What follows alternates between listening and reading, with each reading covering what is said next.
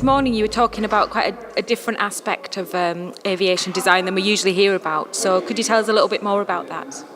Yes, one of the areas I'm particularly interested in is how people of all types can access aircraft. And it's interesting because we design a lot of trains and buses and things like that. We have to design a dedicated accessibility area on board these vehicles. On an aeroplane, there's nothing. I think there's a logjam in the industry here, and I think something needs to be done about it because it's becoming a really big issue. I mean, there was recently in the news last week about someone having to crawl down the aisle. It's just absolutely appalling in this day and age. I think one of the reasons is that able-bodied people, they're not aware of what goes on because it happens before and after they get on the aeroplane. So people with certain disabilities are actually physically lifted into a seat.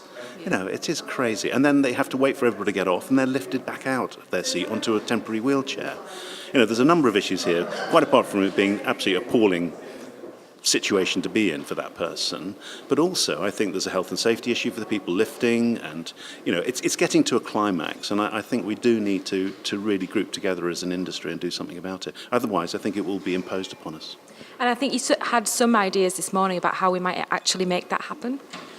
Yeah, I mean there are a number of ideas out there. I mean PriestmanGoode came up with their own idea called Air Access. And that's a detachable part of the seat which can be taken into the jetway. Someone gets into it and then they can wheel back into their position. It clicks back into the seat and use the existing seat belts, which that solves a number of the the certification issues, which taking your own wheelchair on board has its own particular issues. But there are lots of solutions out there, I think, and I think we need to get the aviation industry together, so the airlines, the aircraft manufacturers, the seat manufacturers come together and sort this out. And you also were talking about, I believe you're working on design for Hyperloop as well at your company. Yeah, Hyperloop Transportation Technologies is one of our clients. They're employing us to design their capsules at the moment, and they're 700 kilometre an hour capsules, and they take about 40 people. So we design all of the exterior, all of the aerodynamics, and then all the way into the interior and the boarding experience as well. So I think this morning you described Hyperloop as more like an aeroplane than a train, obviously a mix of the two. Should aerospace be worried? Yeah, Hyperloop technically is an aeroplane because it doesn't touch anything. It's a magnetic levitation vehicle. The interesting thing about Hyperloop is that it won't be susceptible to weather. Obviously, if there's bad weather, then aeroplanes can't take off and trains get disrupted. But Hyperloop's in a sealed system.